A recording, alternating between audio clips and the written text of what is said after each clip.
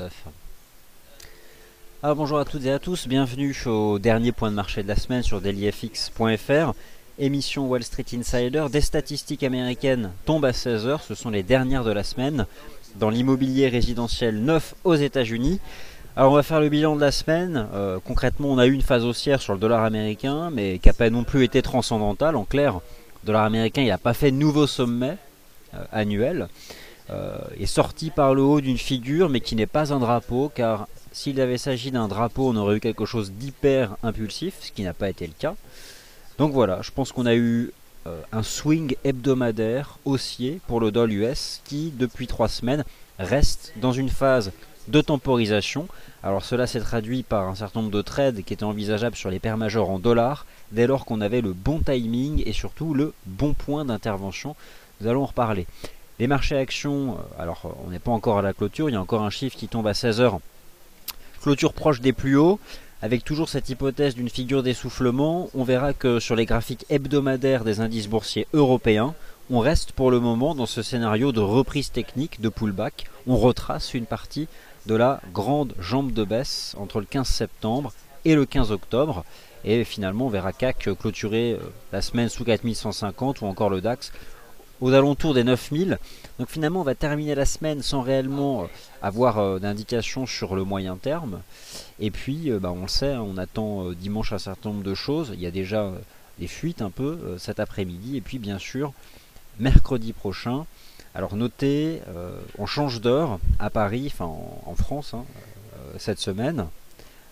Samedi, dans la nuit de samedi à dimanche, on gagne 1 heure. On gagne 1 heure de sommeil, sauf que aux États-Unis, ce n'est pas le cas. Donc pendant 2 semaines, on va avoir un décalage horaire inhabituel. Ce qui fait que la semaine prochaine, les marchés actions américains vont ouvrir à 14h30 heure de Paris, et non pas 15h30. En clair, les statistiques qui habituellement étaient publiées soit à 16h ou soit à 14h30 vont être publiées 1 heure plus tôt. Alors par exemple, la semaine prochaine, le FOMC aura lieu à 19h, heure de Paris, et non pas à 20h. C'est pourquoi nous commencerons notre émission spéciale à 18h45. De la même façon, jeudi prochain, première estimation de la croissance économique aux États-Unis au 3e trimestre, le chiffre tombera à 13h30, heure de Paris. Donc pendant l'heure du déjeuner, notre émission spéciale commencera à 13h15. Par contre, pour toutes les autres émissions, 9h15, 11h et 15h15, nous ne changerons rien pour les points de marché donc habituels. Alors voilà, bienvenue. Donc la semaine se conclut. Elle se conclut par quoi? Eh bien, au fond, on va démarrer ici, vers le 20 octobre. On a eu une phase de hausse du dollar US. Comment doit-on resituer cette phase de hausse hebdomadaire du dollar US? Eh bien, comme son nom l'indique, il s'agit d'un swing haussier hebdomadaire. En clair, on est sorti par le haut ici sur le dollar index, d'une espèce de compression. Alors pendant longtemps on pouvait croire qu'il s'agissait d'un drapeau. C'était une figure de conso, mais on n'a pas eu d'explosion haussière. Or par nature le drapeau est une figure qui se traduit dans 90% des cas par une explosion dans le sens de la tendance précédente. Donc on a eu quelque chose qui était sympathique, qui permettait par exemple d'attraper des points d'achat sur l'USDCHF il y a 2 jours, ou encore la vente sur cassure des 1,2710 de l'euro-dollar. Il y a eu encore les stratégies possibles sur le NZD-USD. La UD-USD, on va en reparler d'ailleurs, puisque aujourd'hui il est assez fort. Et encore donc des stratégies qui étaient envisageables sur le GBP-USD, la vente en début de semaine, l'achat depuis hier. Mais finalement tout se traduit, si on fait le bilan, par des trades qui se traduisent par des gains de quoi? Des gains compris entre 50 et 100 pips. En clair, le marché n'est toujours pas dans une phase directionnelle au même titre que celle que nous avons connue cet été. Nous sommes dans des phases de pause et à l'intérieur de ces phases de pause, on arrive à attraper des mouvements directionnels d'une semaine, d'une centaine de pips. Concrètement, c'est ce qui se passe sur la plupart des paires en dollars majeurs. Alors, voilà, ça c'était un peu en guise d'introduction. Je pense que vous m'entendez bien, sinon ça va pas le faire, mais vous m'entendez bien. Je pense qu'au fond, ce qui se passe sur le GBP-USD, ça résume un peu toute la c'est pas vraiment une frustration, mais ça rappelle que dans l'environnement actuel des marchés, soit on intervient pile poil à 1 ou 2 pips près des points, soit on n'intervient pas. Je m'explique. Ce qui s'était passé sur le GBP-USD mi-octobre, on avait un test des 1,59, une espèce de compression biseau descendant. Bon, finalement c'était pas un biseau descendant, sinon on aurait explosé à la hausse à 1,64. Mais mine de rien, on est parti d'en bas et on a rejoint la partie haute. Ligne de tendance ici. On n'a même pas fait un 62, on a calé un 61,85. Et puis ça retombe, on revient sur un 60. 1,60 c'est un peu le pullback sur cette ancienne compression.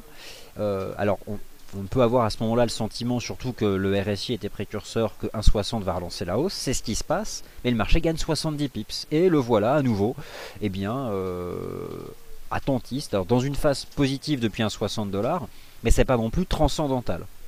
En clair, je pense que cette semaine, la seule façon de faire des gains sur les paires de devises, qu'il s'agisse du NZD-USD, de la UD-USD, de l'USD-CAD, de l'USD-Yen, de l'Eurodoll, du GBP-USD ou de l'USD-CHF, si vous avez fait des gains cette semaine, c'est uniquement si vous avez acheté pile poil ou à peu de choses près les supports, pile poil ou à peu de choses près vendu les résistances. Il y avait clairement peu d'autres façons de s'en sortir. Peut-être hormis le NZD-USD qui avait donné, et on va en parler d'ailleurs, un certain nombre de signaux de vente précurseurs lorsqu'il se situait encore à proximité des 0,80. Alors justement, on va commencer aujourd'hui par le NZD-USD et la UD-USD puisque ce sont deux paires de devises relativement fortes. J'ai une lecture un peu différente. Selon moi, le NZD-USD pour l'instant est dans une phase de pullback. Alors, on verra bien, mais en tout cas, le pullback permet de viser au moins un test de cette ancienne ligne de tendance baissière qui passe à 0,79 à 0,79, 0,7915. Donc pour le moment, et c'est aussi ce que me suggère ici cet indicateur technique, qui avait permis d'ailleurs de vendre des 0,7975, lui aussi revient chercher ici cette ligne de tendance. Donc nous avons un NZD-USD qui revient ici chercher les 0,79. Ensuite, en ce qui concerne l'AUD-USD, alors là, l'AUD-USD, c'est, je pense, la paire de devises en dollars qui fait le plus parler. Pourquoi? Parce qu'elle construit quelque chose de latéral depuis le 28 septembre. Triangle, pas triangle, diamant, pas diamant, rien du tout, rectangle, bref. Dès lors qu'on évoque une figure chartiste, les conséquences sont différentes. S'il s'agit d'un diamant, c'est une figure de creux et on explosera à la hausse. Alors, ce qui s'est passé, c'est quoi? C'est que vous pouvez avoir le sentiment qu'il s'agissait d'un triangle symétrique. Les cours sont sortis par le bas ici, alors sur la base d'un chandelier 4 heures, certes, peu ample et sans aucun volume d'ailleurs. Il suffit d'afficher pour ça le volume d'échange réel. Donc en clair, vous aviez ici un chandelier 4 heures qui n'était pas un signal de vente sur la UD-USD. Puis voilà que ça relance. La UD-USD repart dans l'autre sens et maintenant DOM semble vouloir franchir la ligne de tendance baissière, la partie haute du triangle.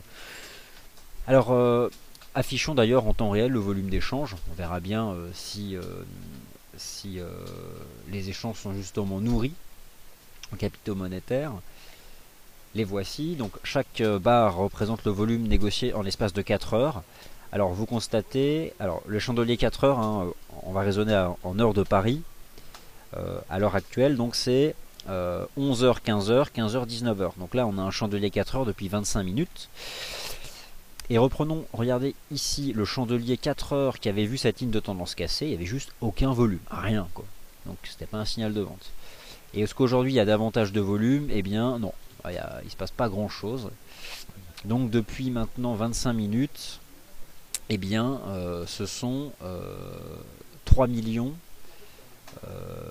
748 000 dollars qui ont été négociés ici sur la paire de devises AUD-USD sur l'ensemble de nos clients à travers le monde. C'est comme ça ici que vous devez le lire.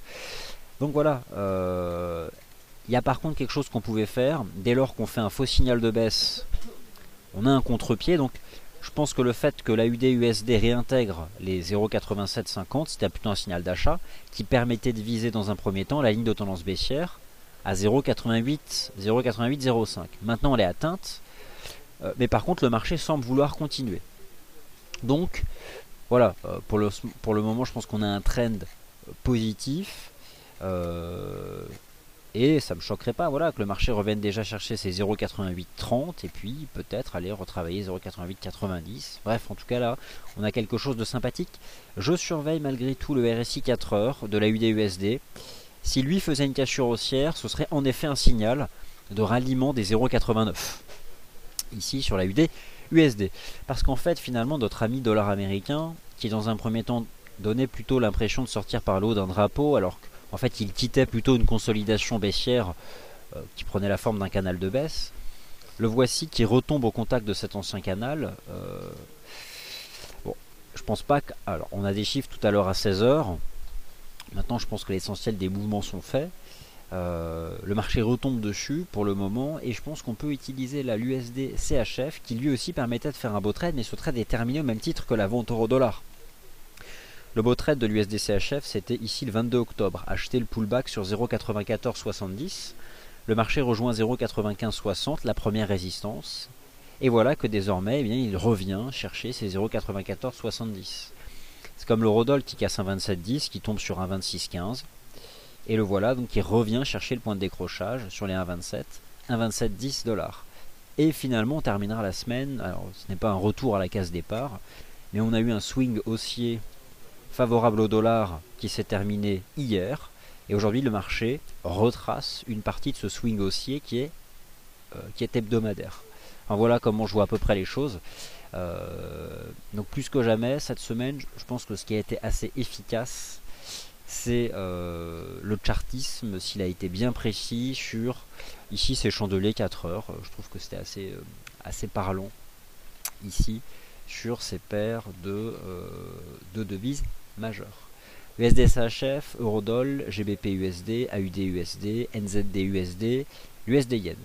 Eh bien l'USD-Yen c'est simple, il y a deux choses que je surveille. On a commencé une reprise depuis les 105,50, support majeur, on est dans un canal de reprise haussière, l'indicateur technique RSI est lui aussi soutenu par une ligne de tendance. Tant que cette ligne de tendance existe sur l'indicateur, je n'attends pas une inversion de ce mouvement progressif. Et à très court terme, voilà ce qu'il nous construit ici, probablement une espèce de triangle rectangle sur la base de ces chandeliers 4 heures. Je doute que le marché en sorte aujourd'hui. Donc, le voici. Si par contre j'ai une cassure de cette ligne de tendance, je commencerai par anticiper la résolution. Mais là aussi, de quoi s'agit-il? On a fait une jambe de baisse, on fait un canal, on reprend. Ou est-ce qu'on fait une jambe de baisse? Et s'agit-il d'un vaste drapeau avant qu'on sorte par le bas? N'en est pas la moindre idée. J'attends des signaux précurseurs, et mes signaux précurseurs viennent de l'étude du momentum du marché à l'aide de l'indicateur technique RSI. Voilà donc au final ce qu'on peut dire sur ces paires de devises. Mais regardez aussi l'USD-CAD, c'était exactement la même chose. On avait ici en amont de la publication, du rapport de la Banque du Canada, possibilité d'acheter un 12,20. Le marché cale sur un 12,90, retombe, tient un 12,20. Je l'imagine bien glisser maintenant dans cette espèce de compression jusqu'à où je ne sais pas. Le momentum lui aussi est enfermé dans une compression, ne donne pas d'indication particulière. Alors maintenant, les indices boursiers, vous connaissez la problématique actuelle des indices boursiers, je pense qu'il est bien résumé par le DAX. La problématique, elle est la suivante. Quelle est la figure qui a le dessus? Soit ici une structure en épaule, tête-épaule inversée. La ligne de coup était sur 8817 et en fait on fait un gros reversal qui permet de viser bien le report. Donc ça fait 500 points en partant de là, ça fait 9300. Hein, voilà, en clair. Hein, si on accorde sa confiance à cette pattern de retournement. Soit il s'agit d'une structure d'essoufflement à biseau. Pour l'instant les cours sont pile poil dedans. Constatez que chaque test de la partie basse a été acheté, chaque test de la partie haute a été vendu. C'est le principe d'un biseau. C'est la même chose sur le CAC 40, l'Eurostoxx 50. ETEI, biseau, aucune idée. Lorsque je prends maintenant un peu de recul et que j'utilise les graphiques en données hebdomadaires, ces graphiques m'intéressent puisque ce soir c'est la clôture hebdomadaire. On prend le cas qu'on prend le DAX, ça fait pullback. C'est-à-dire que la phase de baisse, voilà, elle s'est construite depuis le mois de juin dernier. On a fait une belle phase de baisse. Maintenant on la retrace. Jusqu'à où? Impossible de le savoir. Il y a les niveaux horizontaux, les indicateurs dynamiques, comme des moyennes mobiles de long terme qui sont surveillés, puis des hypothèses chartistes qu'on essaye de mettre à profit. Alors j'utilise par exemple ici le DAX. On voit que la phase de baisse, elle a commencé en juin. D'ailleurs, elle a eu 3 temps. 10 000, 9 000. Et regardez, on l'avait carrément retracé à hauteur de 80% cette première vague de baisse. Et ensuite un nouveau. Et on est à nouveau, potentiellement, dans une phase de retracement. Et là, je vois deux possibilités. Soit les niveaux horizontaux agissent, c'est 9040, 50 là sur le DAX, cette ancienne ligne de tendance weekly. Alors là le DAX, il vaut 8994. Si ce soir il clôture au niveau actuel des cours, ça peut faire simple pullback. Et donc vente. Et moi je m'intéresse surtout aux moyennes mobiles à 30 semaines. Et étant donné l'hyper-liquidité du marché, maintenant les cours se situent en dessous, donc désormais j'ai une opinion baissière sur le marché. Tant que les cours des indices européens se maintiennent sous les mêmes 30 semaines. Mais on peut imaginer une espèce de marché, une espèce de rounding hyper désagréable à trader, qui verrait les cours se retourner de manière très progressive et jusqu'à ce que la MM30 vienne appuyer sur les cours. Dans ces cas-là, on va se reprendre jusqu'à là. mais il n'y a aucune certitude. Mais en tout cas, si j'avais le pouvoir d'arrêter maintenant le marché, si je pouvais appuyer sur le bouton off et qu'on avait là le chandelier hebdo du CAC et du DAX, bah, en hebdomadaire, le CAC ça fait pullback sous 4170. Hein. Regardez, le cours de clôture c'était ça en fait, hein, 4179, et le DAX 9040. Bon, on verra bien la clôture, mais je pense que le marché en fait il va vous laisser ce soir dans cette situation là, face à votre chart weekly qui vont vous dire bah ça y est, c'est un pullback, avec cette possibilité que les niveaux horizontaux soient pas privilégiés et plutôt des moyennes mobiles de long terme. En tout cas, voilà pour l'instant où en est le marché. Et lorsqu'on prend un peu de recul et qu'on regarde ces chandeliers hebdomadaires du DAX, on voit finalement que ce que fait le marché depuis jeudi dernier, rien d'extraordinaire. Qu'est-ce qu'on a fait quoi? On a retracé, on peut le regarder. Hein. Alors, on va le prendre dans le bon sens, ce sera mieux. 50%. Voilà. Le DAX a retracé un bon 50% du choc baissier. Sachant que le premier choc baissier du mois de juillet, lui, il avait été retracé à hauteur de 76%. Donc, on a un retracement qui est inférieur à ce que le marché vous avait proposé ici au mois d'août. Donc, pour l'instant, j'ai envie de dire, par rapport au scénario de fond, qui est un scénario de moyen terme qui s'appuyait sur l'identification de vastes phases de distribution qui se sont construites entre le janvier et le mois de juin, on reste un peu dans ces scénarios-là pour le moment sur CAC et DAX. Hein. Pas grand-chose d'autre à dire. Et donc on en revient à cette problématique choc. S'il s'agit de biseau, de wedge, les pullbacks sont faits. S'il s'agit de TEI, les pullbacks ne sont pas faits. Et le marché peut chercher les MM30. Seule façon de faire un choix, eh bien, c'est de faire confiance au cours de clôture, notamment hebdomadaire, de savoir qu'on a un événement important dimanche qui peut créer des gaps, et surtout de soigner son timing. C'est-à-dire que plus que jamais, dans l'incertitude actuelle, c'est ce que j'ai essayé de vous démontrer en étudiant tous les graphiques 4 heures des paires en dollars majeurs. Cette semaine, vous avez fait des gains, non pas si vous avez été dans le bon sens, car on a eu des swings hebdomadaires entre 50 et 100 pips. Vous avez fait des gains uniquement si vous êtes intervenu à 5 pips ou 10 pips près au contact des niveaux. Alors c'est certain que c'est un peu usant, hein, ça nécessite d'avoir les yeux en permanence rivés sur ces charts, mais il n'y a pas le choix. Donc voilà, moi c'est ce que pour l'instant je peux vous dire sur les indices boursiers. D'une certaine façon, mes graphiques hebdomadaires me rassurent sur ce que l'on peut, nous ici, défendre depuis plusieurs semaines. Alors il va de soi que Wall Street c'est un autre monde. Marché action américain c'est une matrice branchée aux banques centrales. Au final, lorsque j'étudie ces mêmes graphiques hebdomadaires, je constate en fait que le Dow Jones, qu'est-ce qu'il a fait le Dow Jones? Il n'a pas fait grand chose lui non plus. On a eu un choc de baisse. Le Dow, il a fait quoi? Il a retracé 61,8. Et d'ailleurs, en clôture hebdomadaire, il sera couvert par la MM30. Le SP, qu'est-ce qu'il a fait? Il a retracé 61,8. Au final, dans la phase de rebond en place depuis jeudi dernier, les marchés actions européens ont retracé 50%, les marchés actions US ont retracé 61,8%. Maintenant, deux possibilités, soit c'est fini, soit ce n'est pas fini, et dans ces cas-là, les marchés US remontent tout en haut, et les indices européens vont chercher les moyennes mobiles à 30 semaines. Impossible d'avoir la réponse, nous on essaye ici de décortiquer en chartisme les charts intraday, pour savoir de quelle figure il s'agit, et d'en déduire des conséquences, mais finalement la seule clé du succès reste le timing. Alors je repasse sur des graphiques en données 4 heures puisque j'ai d'autres charts à vous montrer, notamment sur les métaux précieux, les matières premières de manière générale, puisque là aussi il y a des figures qui me semblent intéressantes à surveiller. Et puis nous avons des chiffres là donc dans 23 minutes. Quels sont ces patterns qui m'intéressent et qui là aussi sont hautement difficiles? L'once d'or, là aussi l'once d'or, qu'est-ce que vous voulez que je vous dise? On a eu ce rebond sur 1180 $, rappelez-vous, un avalement aussi en données hebdomadaires, un signal d'achat qui a été donné ici le 8 octobre, le pullback le 10 octobre. Ensuite on avait eu ce drapeau, on en sort par le haut, et finalement le marché cale à 1255. On recasse 1240. Et maintenant dans quoi sommes-nous? On a cette hypothèse ici d'une pattern d'élargissement, on a cassé la ligne de tendance, maintenant on fait quoi? On fait un petit flat ici en dessous, qu'est-ce que c'est cette pattern? C'est un petit drapeau. pour revenir chercher 1222. Voilà, j'ai beau essayer vraiment de le décortiquer ce marché, je ne vois pas forcément ici quelque chose de directionnel. Mais je vais vraiment aller jusqu'au bout du travail chartiste. Et voilà, c'est la seule chose que là j'arrive à identifier. Donc d'une certaine façon, l'once d'or à court terme, pour moi, tant qu'il reste là sous 1234, il y a plutôt un risque que ce marché revienne tester 1225. Et vous voyez que là tout est forcément hyper court, quoi. Voilà, c'est plus ou moins ici ce que je peux vous proposer.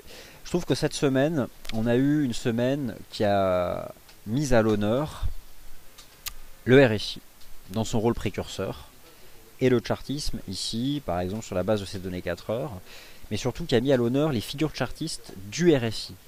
Le RSI se travaille de manière chartiste, on peut identifier des patterns, je trouve que les wedges, les biseaux sont très efficaces sur le RSI, les lignes de tendance aussi, et souvent elles sont précurseurs de ce qui va se passer sur les prix. C'était par exemple le travail du RSI, la seule façon de vendre le NZD-USD avant qu'il casse. Je vais vous le remontrer ici. Voilà. Si je reprends ici mon indicateur technique, on a fait la cassure sur ce chandelier. Voilà. Ici, nous étions donc à 0,7940. Nous cassions sur le momentum l'équivalent de cette ligne de tendance. Vous aviez donc une indication à stade précoce ici que celle-ci allait être emportée, ce qui permettait de faire un trade d'une centaine de pips. Maintenant on fait une reprise technique, moi je m'intéresserai à quoi? À un pullback sur cette ancienne ligne sur le RSI et sur cette ancienne ligne ici sur les prix. Ce n'est pas cet après-midi que vous allez mettre en place ce trade, mais j'étudie déjà des possibilités de trade pour la semaine prochaine. Voilà donc ce que je surveille sur l'once d'or. Maintenant l'argent. Alors l'argent, on retrouve là aussi cette même ligne de tendance ici que sur l'or. Et puis donc là on revient la tester. Qu'est-ce qui nous fait l'argent? Il y a plusieurs possibilités. Il y a ça, il y a la possibilité en fait qu'on fasse un vaste flat, une espèce de conso à plat avant de finir un jour par en sortir par le bas. La seule chose que je peux vous dire, c'est que là aussi le timing compte. S'il faut le vendre, c'est là. Cette ligne de tendance, le niveau horizontal ici, disons sur les 17,70 $, pour tenter une vente. Et puis viser ensuite la partie basse. Et dans le cas d'un vigoureux acheteur, nouveau courant acheteur sur le dollar US, ça pourrait sortir par le bas. J'ai le même type de config aussi sur les cours du WTI. Et là je vous invite à être attentif. Je pense que le WTI est en train de construire sur la base de ces chandeliers intraday un flat. Et ces chandeliers 4 heures me permettent de déterminer la forme chartiste du flat. Je pense qu'il s'agit d'un triangle rectangle descendant. Donc là aussi, il va falloir le surveiller absolument. Une cassure des 79,76 et ce marché rejoindra les plus bas de 2012 qui correspondent à 77 $. C'est un support extrême. 77 $, c'est un support extrême. Si les cours finissent par sortir par le haut de cette pattern, ils iront chercher 86, simplement. Voilà, c'est plus ou moins les choses que je peux vous dire. Où est-ce qu'on intervient? Soit on vend au contact de cette oblique de résistance, soit on achète au niveau horizontal, ce que je ne ferai pas au regard de la tendance de fond. Bon, voilà un peu comment j'entrevois les choses en fait. Bon, et là donc on a le Doll, voilà, le Doll il a fait son swing, il retombe, c'est comme l'USDCHF, il a fait son mouvement, c'est comme ça, il a fait son mouvement, l'USDCHF, alors certes c'était pas grand chose d'attraper le pullback et de viser là, ça faisait 90 pips, mais mine de rien, c'est intéressant à prendre. Et je mets à nouveau à l'honneur le RSI, puisque c'est une cassure haussière sur le RSI de l'USDCHF qui permettait dès les 0,9460 d'anticiper la cassure de cette ligne de tendance. Voilà, moi c'est ce que je retiens beaucoup de cette semaine. Il y a une paire de devises dont je vous avais parlé, deux d'ailleurs, sur lesquelles je vais revenir, même trois au fond. Alors, ce n'est pas celle-ci. Voilà, le NZD Yen. Alors, il y a... alors, je je vais être honnête, hein, ma stratégie sur le NZD Yen pour l'instant est un échec. Pourquoi? J'imaginais que cette zone ici des 84-90 stopperait le rebond technique, ce qui n'est pas le cas. La UD Yen est aussi extrêmement fort. Faut pas se mettre en face, c'est comme ça. AUD Yen, NZD Yen sont recherchés par le marché. Et donc il s'avère qu'une vente des 84-90 était donc une mauvaise idée de vente. Il est probable que ce marché revienne chercher ici cette ligne de tendance. Il y a une reprise qui est forte. Pas de signaux particuliers ici sur le momentum. C'est donc une invalidation de cette stratégie que j'avais envisagée de vente ici sur reprise de ce niveau horizontal. Par contre, je surveillerai un nouveau test ici de cette zone et probablement plus la semaine prochaine. On a un mouvement là pour l'instant qui est favorable aux paires en yens qui sont plus ou moins liés à la destinée donc des indices. L'euro CHF, rien à dire, toujours dans une espèce de compression. La stratégie reste toujours l'achat limite des 1,20-30, 35 pour être certain d'être exécuté. Cependant, voilà, je surveille une espèce de compression comme ça descendante. Bon, pas d'indication particulière ici sur le RSI. Il y a pas, on est toujours dans cette compression. Je ne sais pas vraiment ce que ce marché ici tente de construire, mais si une intervention, si elle devait avoir lieu, ce serait au contact de cette oblique descendante. Pourquoi pas en début de semaine prochaine, dès lundi, qui passerait en fait aux alentours des 1,20-50. Ça va attirer des acheteurs. Et puis bien sûr, derrière, il faudra confirmer en franchissant ici cette oblique. Donc voilà le dollar, l'eurodoll qui fait son pullback en direction des 1,27, 1,2710, mais de manière peu impulsive. Voilà, le marché en fait va clôturer en nous laissant dans l'expectative, je dirais, tant ici sur les indices boursiers que sur les paires de devises. Il y a un indice devise que vous ne pouvez pas charger sur la plateforme, mais qui est utilisé par la communauté, par la finance mondiale, on va dire, pour suivre la tendance du dollar américain. C'est l'indice DXY. On va revenir dessus sur cet indice DXY puisqu'on verra qu'il donne des signaux relativement contradictoires. Les voici. Il y a plusieurs horizons de temps. Alors on retrouve ici ce qu'a fait cette semaine le dollar index. On retrouve aussi sur cet indice DXY ce qui pouvait à la base s'apparenter comme étant un drapeau. Finalement ce n'est pas assez impulsif, donc c'était une conso. Bon, est-ce que le marché maintenant revient faire un pullback dessus? Il faut regarder, mais finalement ça reste neutre dans cette zone. À moyen terme, le dollar US fait une belle semaine. Il s'agit ici des chandeliers hebdomadaires du dollar index selon le DXY. Je zoome en fait sur ce qui se passe ici et voilà ce qu'on fait. Donc là on fait un beau pullback. Donc en l'état il y a vraiment tout pour que ça finisse par relancer à la hausse sur ce dollar US.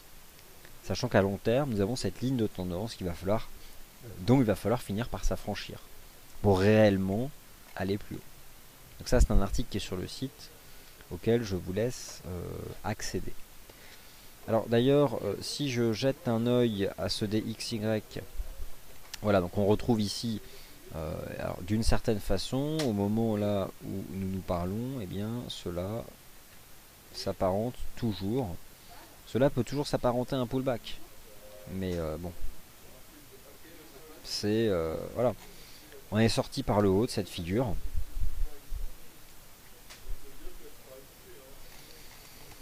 Voilà, on est sorti par le haut. Jusqu'ici, en fait, c'est un simple pullback. Jusqu'à ce niveau, jusqu'au niveau des 85-35, 85-40, qui peut parfaitement être acheté dès lundi par le marché. Et maintenant, quelles sont mes préférences? Eh bien, moi, j'ai envie de vous dire mes préférences. Préférence, c'est quoi? C'est d'envisager une vente de l'euro-dollar si le marché retourne chercher cette ancienne ligne de tendance aux alentours des 1,27-25, 1,27-30. C'est d'envisager un nouvel achat de l'USD-CHF sur 0,9470. Ou encore une vente du NZD-USD si le marché effectue un pullback et retourne chercher ici 0,79. Quant à la UD-USD, autant hier les partisans du triangle symétrique se sont vus un peu malmenés, on a eu une cassure mais avec un volume inexistant, ce n'était pas un signal. Autant aujourd'hui il y a un volume d'échange qui reste assez réduit. Donc je pense qu'on est toujours dans ce vaste flat.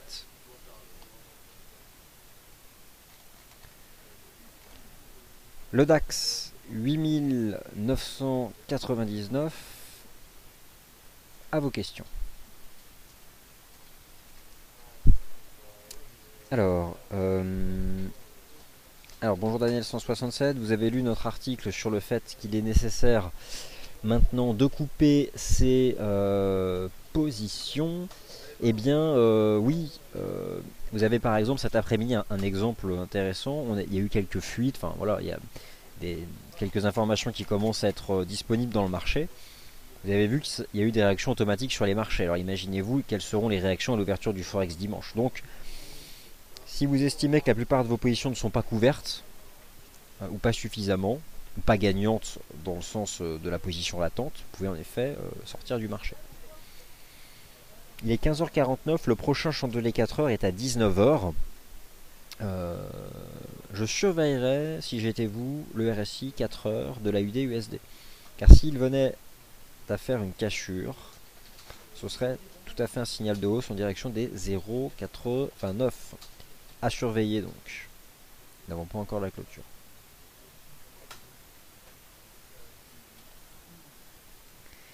Alors un 1,41, tout est possible sur un 10, hein, comme j'ai essayé de vous expliquer. J'espère avoir bien cadré la situation, bien étudié le pullback, ce qui était possible ou pas possible. Nous verrons bien. Donc visiteurs, nous avons en effet déjà parlé de ces informations sur les tests de résistance. Thierry, bonjour. L'AUD CHF. Alors l'AUD CHF, je ne le suis pas, mais par contre je suis l'euro AUD. Ce qui est la même chose. ETEI H4 sur l'AUD CHF, cela signifierait qu'il y aurait une ETE H4 sur l'euro AUD. Eh bien, je ne serai pas aussi incisif que vous. Voici ce que j'ai sur l'euro AUD. On a cette espèce de canal. Alors, vous j'imagine que vous évoquez dans ce cas, il s'agirait ici d'une épaule, tête, épaule. Je pense qu'on a davantage cette espèce de canal. J'imagine que je retrouve le même sur la UDCHF. Et au regard de ce que me dit l'euro AUD, je pense que c'est un peu agressif. Alors vous parlez de quelque chose qui serait en données horaires. Alors, en données horaires, non, j'ai pas de... Alors éventuellement travailler ici cette pattern. Dans ces cas-là, si vous avez juste, l'objectif il se situe simplement là. C'est-à-dire revenir chercher un 43,16.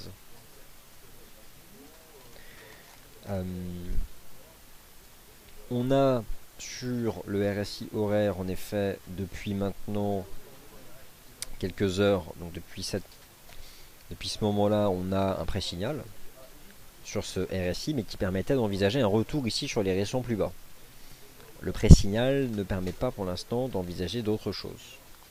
Donc c'est vrai que sur ces niveaux actuels de cours, là ça fait plus support. Après voilà, est-ce qu'on pourrait rechercher ça? Je sais pas. Moi j'aime toujours le principe du premier test. Le premier test il a déjà eu lieu, maintenant je passe à autre chose. Je vous avais expliqué ça hier. 1, 2, la ligne de tendance existe, on avance dans le temps, le premier test est là. Là ça s'achetait. Ce qui permettait d'attraper 130 pips. Objectif, la ligne de tendance, hop, on sort. Ce nouveau test ici, beaucoup trop risqué en fait. Donc on n'est plus dans le cadre de ce premier test. Alors comment ajouter l'indicateur de volume réel? Pour cela, c'est simple, il faut personnaliser la plateforme. Vous avez une section sur notre forum indicateur personnalisé où tout est répertorié. Donc allez-y, c'est vraiment... Rendez-vous dans le forum, tout en bas, il y a une section sur la plateforme, sur les indicateurs personnalisés. Tout est expliqué noir sur blanc. Ou encore sur notre chaîne YouTube, vous avez une vidéo d'ailleurs qui fait référence à ça. Alors je propose un petit suivi quand même du GBP USD parce que il y a un signal qui est intéressant qui est en train d'être donné par le RSI 4 heures qui était sorti avant les prix de cette compression qui permettait d'attraper ce point d'entrée ce matin sur un 60-20. Il y a une cassure de la neutralité sur le RSI H4. C'est probablement un signal précurseur permettant à ce marché de revenir tester cette ligne de tendance en place depuis les 1,7150. Pourquoi finalement s'agit-il de la paire en dollars la plus résiliente? Parce qu'elle partage avec le dollar US ce statut de devise, en tout cas pas faible. Voilà. Ce qui n'est pas le cas de l'euro.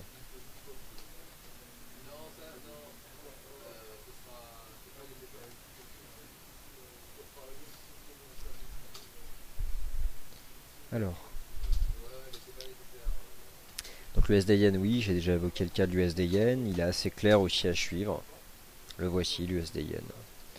L'USD Yen, moi, il me plaît. Et je pense que ce sera une des paires que je vais essayer de trader la semaine prochaine. Parce que j'ai une belle ligne de tendance sur le RSI 4 heures. En clair, si elle casse, j'anticipe la fin du pullback de l'USD Yen. Ça pourra vraiment donner beaucoup d'informations. Si cette ligne de tendance casse, le canal de reprise de l'USD Yen cassera. Et ça veut dire que les indices sortiront aussi par le bas de leur biseau ascendant. Ce qui sera de nature à me contenter. Sauf que là, vous n'aurez pas la cassure aujourd'hui. Mais à garder en tête pour la semaine prochaine. Donc on a une forme aussi de cassure qui se confirme sur la UDUSD, sur le momentum. On prend la route des 0,89.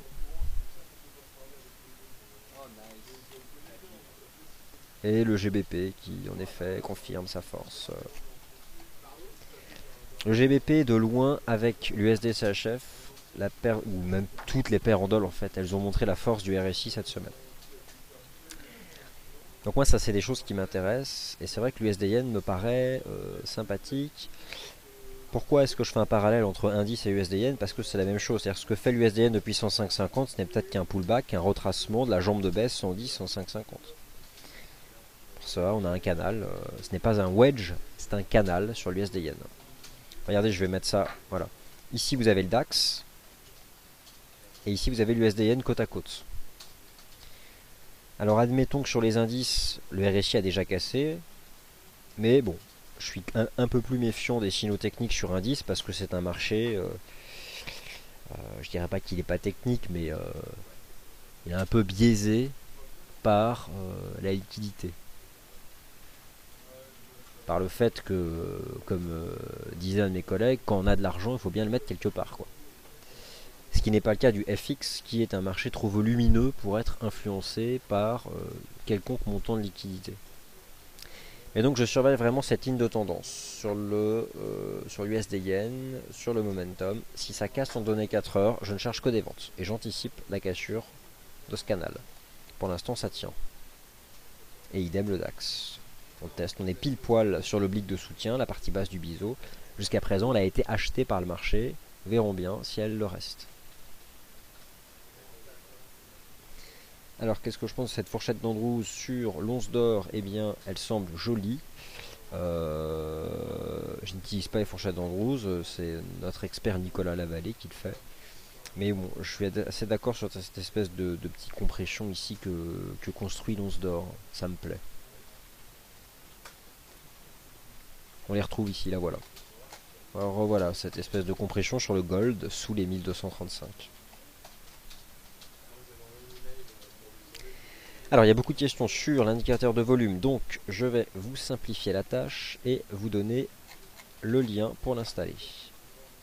Donc dans le forum, tout en bas, application personnalisée pour MarketScope 2.0. Et donc ici, tout en haut, eh bien, alors où est-ce qu'il se cache? Faut que je le retrouve. Alors c'est rangé là-dedans, mais il est là, indicateur de volume et de transaction. Voilà, et là vous avez toutes les explications. On a créé un magasin d'applications, si vous avez un smartphone vous savez ce que c'est, sauf que c'est le magasin d'applications des FXOCM, donc ça s'appelle FXM Apps. Vous allez dessus, Il n'y a même pas que l'indicateur de volume, il y a plein de choses. C'est gratuit bien sûr, il suffit d'aller dessus et le télécharger, c'est gratuit. Donc ça c'est plutôt pas mal. Un avis sur le GBP NZD? Oui, j'ai un avis sur le GBP NZD. Je m'y suis intéressé cette semaine lorsque le marché testait les 2,01. Et puis lorsque le momentum, le RSI ici faisait un pullback sur cet ancien biseau. J'adore ça, hein. Le chartisme sur le RSI, les wedges, j'en vois partout comme des triangles, mais j'aime ça. En tout cas, ça permettait d'attraper un point bas. Et puis surtout maintenant on est sorti par le haut de cette pattern. Donc maintenant il faut acheter des mouvements de retour. Et le mouvement de retour c'est quoi là? Ce serait un test des 2,0250. D'autre part on a ce canal aussi ici. Donc aucun timing pour le moment je pense, mais à garder en tête pour prochainement. C'est une perte de devise qui peut décaler de 100-150 pips rapidement. Donc il faut être réactif ou laisser traîner l'ordre dans cette zone.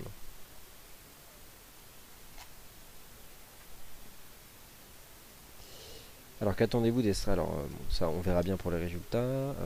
Alors si mes souvenirs sont bons, il y a des chiffres qui doivent tomber là. Donc on va peut-être aller regarder les chiffres. Pour cela, on va mettre l'USD-CHF, le DAX et puis l'once d'or si vous voulez. Là nous aurons la tendance du dollar, c'est l'inverse de l'euro-dollar donc ça reviendra au même. Le DAX et l'once d'or. Alors, d'accord, moi. Très bien, je prends note de votre commentaire. Alors, pourquoi pas Laurent, si vous voulez, je ne serai pas forcément à l'aise avec cette stratégie, mais pourquoi pas.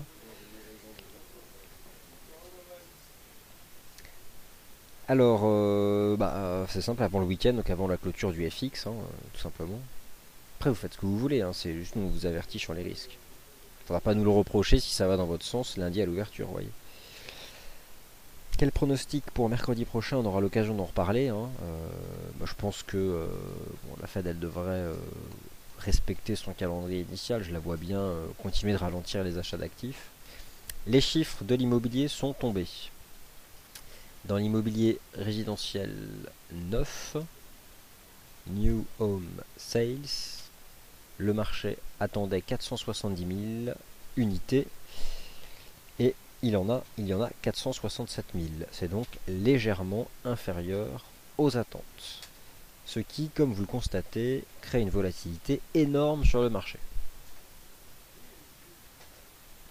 Alors l'indicateur de volume ne marche pas sur les indices boursiers, marche déjà sur 14 paires de devises majeures. Ce qui est énorme parce qu'il n'y a pas 14 paires majeures sur le FX. Hein. Donc ça marche sur beaucoup de choses. Voilà, écoutez, je pense qu'on a bien cadré la situation. En tout cas, j'espère que c'est clair. Ne partez pas tout de suite. Il y a donc un événement important dimanche. Ce que moi, je vous invite à faire, c'est aux alentours de 20h, 21h, de charger vos graphes hebdomadaires des marchés actions européens. Vous allez constater exactement ce que je vous ai expliqué au début. Vous allez vous retrouver face à des chandeliers qui vont clôturer à peu de choses près au contact des niveaux horizontaux, qui peut s'apparenter à un simple pullback. Et je pense que le marché fera un malin plaisir de nous laisser dans l'expectative, à savoir ni de cassure mais ni de rejet, simplement au contact, avec une réponse qui interviendra la semaine prochaine, avec bien sûr vendredi prochain la clôture mensuelle, qui celle-là par contre sera vraiment important pour la suite des événements. Le DAX il vaut 9001, vous allez voir il va clôturer à 9000. Ou je sais pas, on verra bien, j'espère pas. Mais s'il fait ça, on va se retrouver dans l'expectative la plus complète. Voilà, donc j'espère que ça vous a plu. Je pense que les conditions de trading qu'on a eues cette semaine, on aura les mêmes la semaine prochaine. Il va falloir intervenir sur des bons points, attraper des trades de 50, 100 pips. Ce qu'on a vécu cet été, je pense que c'est derrière nous. Pour combien de temps, je sais pas. Mais déjà des trades d'une centaine de pips, c'est sympathique à attraper. Voilà, je vous remercie, je vous souhaite un très bon week-end et à lundi.